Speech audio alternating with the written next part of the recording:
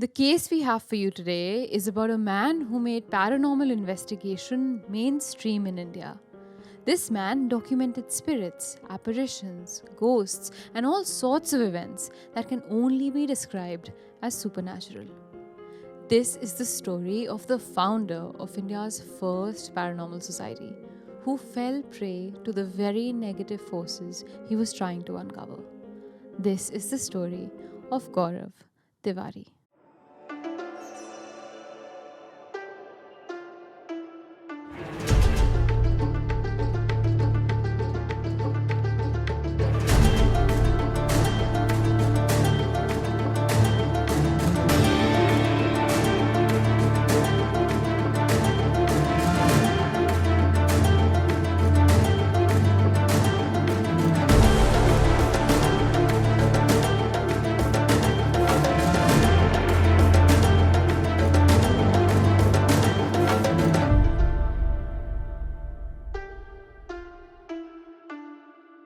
Hi everyone, welcome to Desi Crime, a show where we dive deep into some of the craziest cases from around South Asia. I'm your host Aishwarya, And I'm Aryaan. and the case I have for you today is not just a case about a tragic death, but possibly a tragic haunting that led to a death. It's a case like none of the others we've ever covered before. If you hear India and you hear ghost, you inevitably hear Gaurav Tiwari. It's a name that stamped itself across the Indian supernatural community. Yeah. And the funny or interesting thing is his life story is as interesting, if not more interesting, than the very cases and the very spirits he was trying to uncover. Absolutely. He's almost like India's Ed and Lorraine Warren, like combined into one person. Yeah. With an interesting personal life too, which we don't really Yeah. have for these other paranormal investigators we've grown up hearing of. But on that note, Aryaan, I think without any further ado, let me take you right to the heart of this story, which begins in the year 2006 in a small little student apartment in Florida in the United States. An apartment rented by Gaurav Tiwari. Gaurav Tiwari is a bright, young Indian student at the Orlando Flight Training Academy. Gaurav had come to the US to attend flying school and eventually wished to return to India to become a commercial pilot. Gaurav had doting parents back in India who had worked hard their entire life to be able to give their son the education he wanted. They were proud that Gaurav had made his way all the way to the US to attend flying school and follow his dreams of becoming a pilot. Initially, in his apartment in Florida, things were going great for Gaurav. He was having fun, he was making new friends in a new country, he was getting used to a completely different way of living, and he loved being there. However, with time, slowly things started to change. Inexplicable events started taking place around Gaurav's apartment. When he would fall asleep at night, he would suddenly wake up to noises coming from within the house. Noises he had never heard before, and noises he just couldn't explain since he was the only person living in that apartment. Time and time again, at random moments in the apartment, while reading a book on his bed or while eating breakfast on his dining table, he would suddenly feel like there was someone sitting right next to him. Initially, Gaurav, who had never believed in ghosts prior to this, ignored what he was feeling like any of us would. He brushed his thoughts aside and kept going on about his regular life. But eventually, the inexplicable occurrences in his apartment became too strong to ignore. When he just couldn't ignore these feelings any longer, Gaurav reached out to his friends who had lived in this building since even before he had moved here, and he reached out to the very person who had sold him this apartment. And from all of these people, Gaurav heard a similar story. The people that had lived in this apartment before Gaurav had also complained of the same feeling after just a few months of living there. Now, trust me when I say this, if this was me living in a foreign country, which I did, experiencing any of this, I would pack my stuff and be out of that apartment the very next day. And I think that is exactly what most people would do. But Gaurav, contrary to common opinion and common action, slowly and slowly became more interested in understanding the reasons behind what he was experiencing. He wanted to know, do ghosts and spirits really exist? Do the dead return to talk to those who are still alive? And most importantly, to whom do the spirits in his house belong? He now more than ever started to take note of the happenings in his house. He noticed every single time he would hear someone laugh from one end of the house. He would notice every single time he felt like someone came and sat right next to him on his bed. He would notice every time when a light that he had previously turned off would now be turned on. Gaurav became obsessed with trying to find answers. He dove deep into the internet to read the stories of thousands and thousands of other people who had experienced similar or even worse incidents that they thought were caused by the spirits of those who were dead. After months and months of scouring the internet and reading of paranormal experiences from around the world, Gaurav decided he no longer wanted to be a pilot. He knew his parents, like any other Desi parents, would be disappointed. And he knew it would seem like he wasted a lot of their time and a lot of their money. But he also knew he could no longer continue studying what he was. He would never be happy. I remember how difficult it was for me to persuade my family that I'm dropping out to become a producer in New York. And it was a proper job that I got, right? Yeah. I can't imagine having the conversation with my mom saying, Mom, I know we've spent a ton of money. I've studied in the US. It's been one hell of a ride. Thanks for the funds, the I party funds. wanna look for ghosts now. Which is what he's doing now. Boothbusters aside. Life has come full circle. Yeah. I don't want what to happen to me, what happened to Gaurav Tiwari, so don't put that circle onto me. But yeah, so Yeah, and this was so many years ago too. When parents were, I agree. Mom, I want to become a professional paranormal investigator. No. Chappal coming flying on your head. Dude, I'd rather tell my mom I'm gay. That's saying something. That's really saying something. Regardless of what Aryaan would do in the situation, Gaurav knew he wanted to dedicate the rest of his life to trying to understand a realm of existence he had somehow tapped into and become India's first paranormal investigator. To pursue this passion, Gaurav decided he was going to join a paranormal investigation course in the United States at the IAMHS Metaphysics Institute in Florida, from where he would become A certified paranormal investigator as well as a UFO field.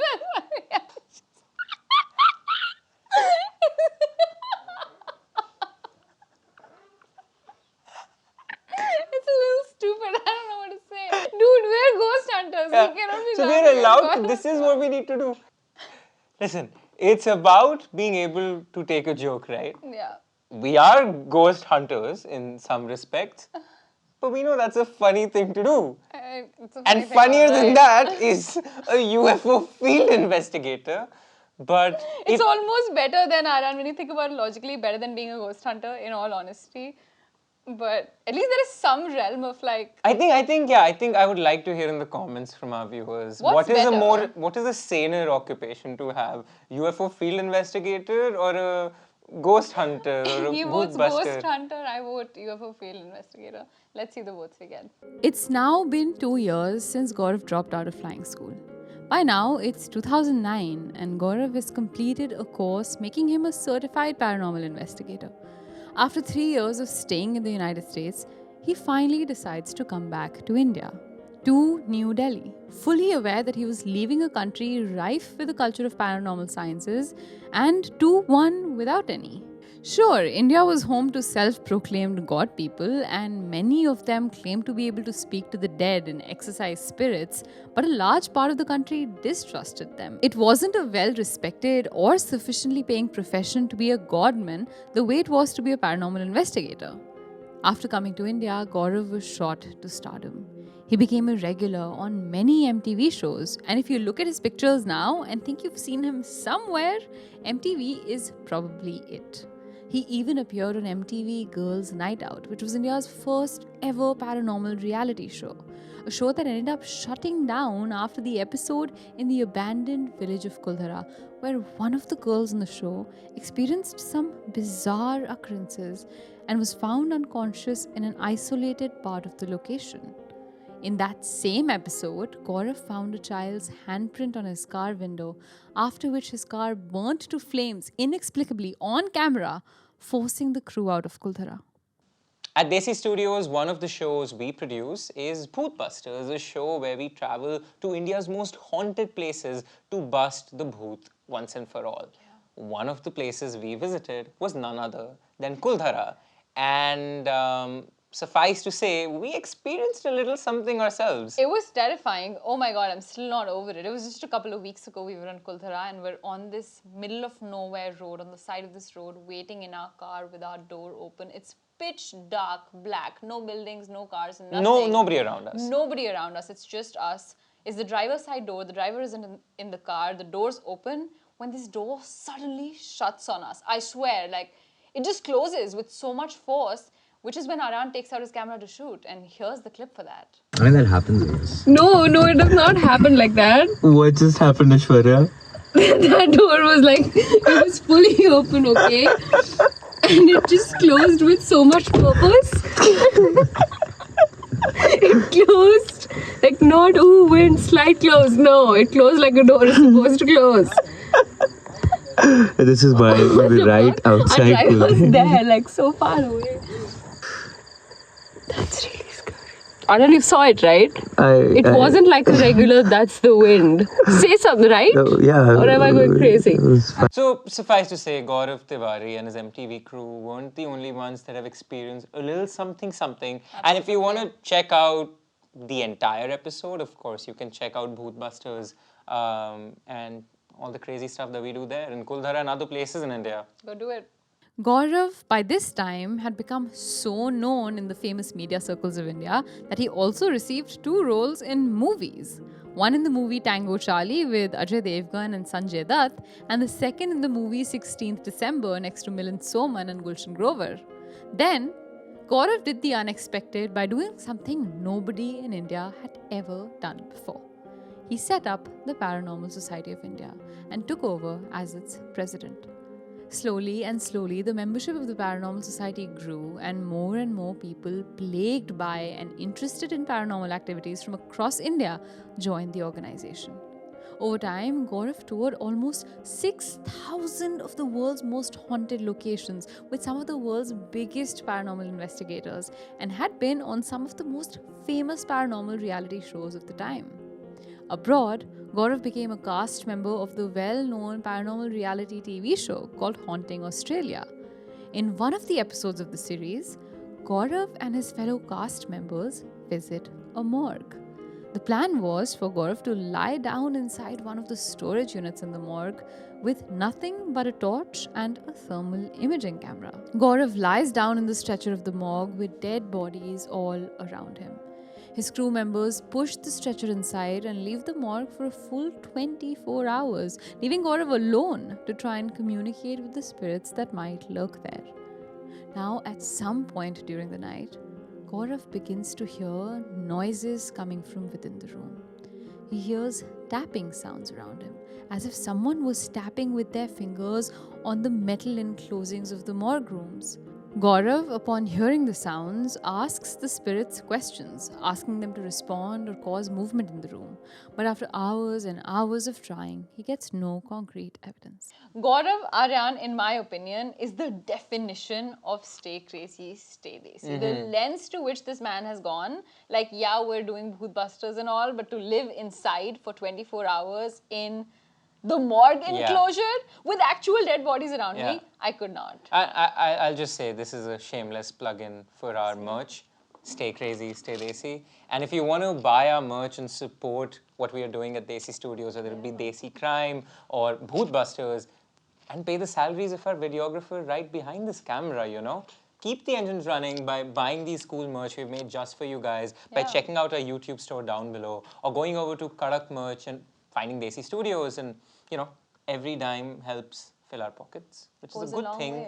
Goes a long way to produce this for you guys. So if you love what I'm wearing, what Aryaan's wearing, like he said, go to Kadak Merch or find our merch down in the description. Though disappointed at the lack of evidence, Gaurav didn't give up. He prepares himself to find something in his next location, the infamous Old Geelong Jail in Victoria, Australia. While only 4 executions ever took place in this jail, there were 500 confirmed deaths within its walls, caused by the inmates killing each other. The prison is also said to be home to the ghost of a violent prisoner named Percy Ramage, who appears in his cell even today to many visitors as a 7-foot-tall shadow, despite having died in the 1900s. People that live around the prison and those who have visited it have seen full-body apparitions, heard footsteps when they were alone in the jail, and felt someone come close to their ear and whisper things to them.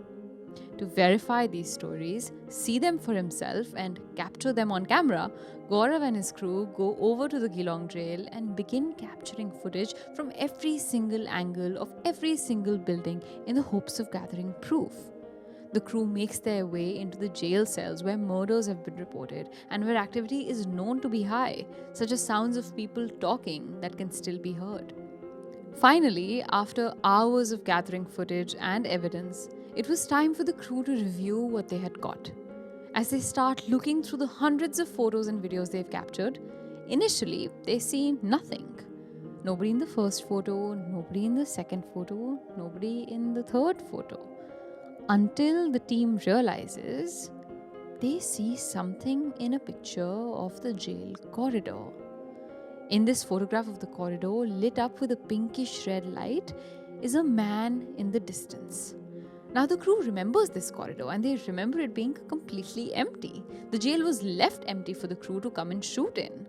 But in the distance, you can see what looks like a black silhouette of a man standing right outside a jail cell. In fact, Aaj Tak reporter Shams Tahir Khan, who met Gaurav shortly after he returned from Australia, said he saw the footage firsthand and claims he's never seen anything like it in his life. Alright, Aryaan, so I have the picture here with me and I want you to see it. I want you to tell me what you think, alright? I mean, gun to head? That's the shadow of a man. Right? Doesn't it look like a prison You guard? didn't even have to point it to me. Yeah, it looks like a man with a pot belly Yeah. standing there. I would wager it's photoshopped or something because that's freaky.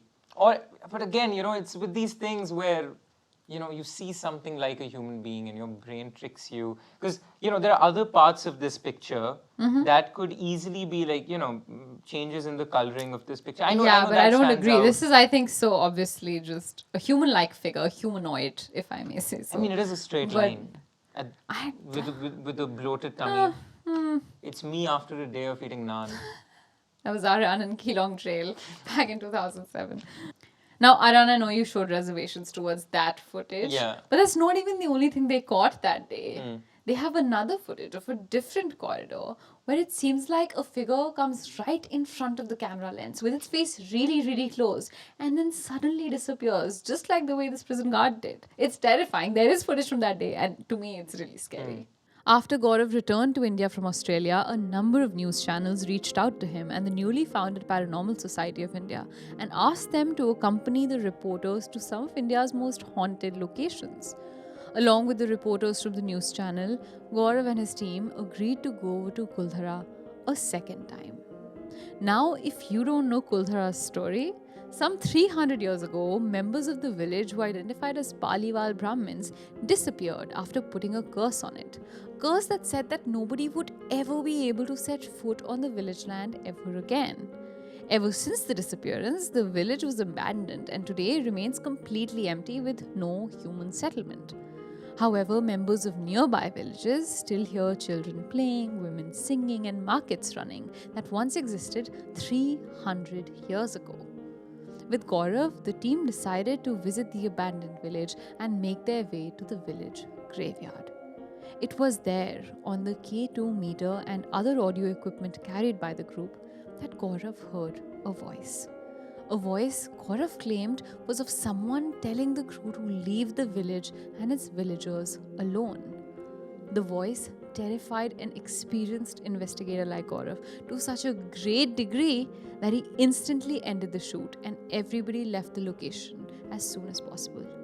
Incidents of this nature kept happening to Gaurav. He kept exposing himself to an unknown world that many claim is dangerous, and many close to Gaurav still believe that it was this proximity of his to the supernatural that began to take a serious toll on his life. In fact, when asked by reporters about the effects of his work on his personal health and well-being, Gaurav had said something that became famous much after he said it. He said, because of his constant contact with spirits and ghosts in his professional life, sometimes negative energies stay back with him and trouble him in his personal life. You're almost exactly describing that bit of the Conjuring movies plot, Yeah. where Lorraine brings back the negative spirits Right. of the Conjuring house to the other Yeah, spirits yeah. that she's traveled, and Yeah. you know, Gaurav is merely Absolutely. like the Desi rendition of that movie. And this is a theme in a lot of movies. Even the Insidious movies have a lot to do with someone making contact with an unknown world and these energies kind of sticking to them. And I think that's a really scary possibility. It's almost not the possibility of finding these beings that's as scary, Yeah. but the idea of them somehow latching onto our personal lives and coming back with us, that's really, really terrifying. And many people claim that is what happened to Gaurav. Or it's just a, very good excuse for not having a For good something else personal going on. life. Yeah, absolutely. I am cheating on you because this witch The made spirit came. That's convenient. I'm not saying he was doing that, but I'm just saying. Yeah, no, I agree. Others shouldn't use this excuse. I agree. In December of 2015, Gaurav got married to the love of his life, his longtime girlfriend, Arya. And on the outside, life seemed to be going well for him and his family. It was now July in 2016, and Gaurav was living in Dwarka in New Delhi with his wife and his parents. Despite their new marriage, though, fights between the couple became a common occurrence relatively soon. Many claim that Gaurav's erratic lifestyle of odd hours and lots of travel was worrisome to his wife Arya. Unfortunately, being out late and traveling were the two aspects intrinsic to Gaurav's job. It was simply something he could not change. Over time, though, the fights between the two grew and only got worse. On the 6th of July 2016, a similar fight took place because Gaurav returned home at 2 in the night after having left his house many hours prior. Despite the fight, though, Gaurav was tired, and so he got into his bed along with his wife and they both fell sound asleep. The next morning, on the 7th of July, the house started to wake up. His wife woke up, his parents woke up, and then Gaurav woke up. At around 9 am, he ate his breakfast and started working on some footage from the night before. Then, at some time between 10 and 12 am that morning, Gaurav got up from his work desk, made his way to his washroom, and 5 short minutes after he had gone in, Arya heard a loud thud from inside the washroom. Arya shouted his name from the outside, hoping for a response, but there was only deafening silence. She tried to open the door to the washroom, but it was locked on the inside. She tries her best to break the lock, but she's unable to. Upon hearing this frenzied commotion, Gaurav's father comes running into the room, and he and Arya together break open the washroom door, only to realize their lives will never, ever be the same. Lying on the floor of the washroom was an unconscious Gaurav. Arya noticed on his neck a black line that she hadn't seen before. Panicked, the family called an ambulance, which rushed Gaurav to the nearest hospital in Delhi. But upon reaching the hospital, Gaurav was declared dead. The reason for his death was determined to be asphyxiation or death by strangulation. Gaurav's family, though, refused to accept this conclusion to his death. They find it incredibly weird that just a few minutes before his suicide, he was on his computer talking to a magazine editor about having his picture on the cover. He was sending emails back and forth, and then in the middle of all of this, in the middle of an email, he just walked over to the washroom and killed himself? That was hard to believe. When the family refused to accept this verdict, the cops decided to listen to their demands and called Arya over to the police station for questioning. During her questioning, Arya tells the cops that for the last 1 month, Gaurav had claimed that, quote, negative energies had been troubling him, end quote. She told them that ever since he had told her that, he also started behaving very differently. He had started talking less, staying to himself, seeming lost and seemingly unhappy. I'm not sure what to think or who to believe, because on the one side, he was looking forward to getting his picture on the cover of a magazine, which is atypical of people who are about to kill themselves, right? I agree. They're not looking forward to getting something done. It's a very different sort of a dynamic at play. But on the same hand, these negative energies you speak about, right? Whether supernatural or whether him just not being in a good place in the head. Was there anybody apart from Arya who could attest to his mental state 1 month before this took place? There's nothing that I've heard for. I haven't heard of any interviews conducted with Gaurav's parents or any with his friends. It is just Arya. But throughout that, it seemed like Gaurav's parents have stood behind Arya as well. Right. So that to me indirectly is Right. kind of their faith in her version of the events, considering they were all living in the same house as well. But yeah, no, that's the extent of what I know. Initially, Arya thought that perhaps the long hours of the work and the odd nature of the job had taken a toll on him, and that maybe he was going through depression at worst. But over time, Gaurav kept repeating that it was still the negative energies that were troubling him. He had expressed the same feelings to some of his other crew members from the Paranormal Society too. Now, the police were initially hesitant to believe the story. They tried their best to steer away from using spirits as an explanation for his death, and understandably so. But the family brought up other genuine points, like the way his body was found and the lack of a motive for him to kill himself. And truly, the cops were unable to answer these questions because the cops couldn't find any suitable explanation of their own.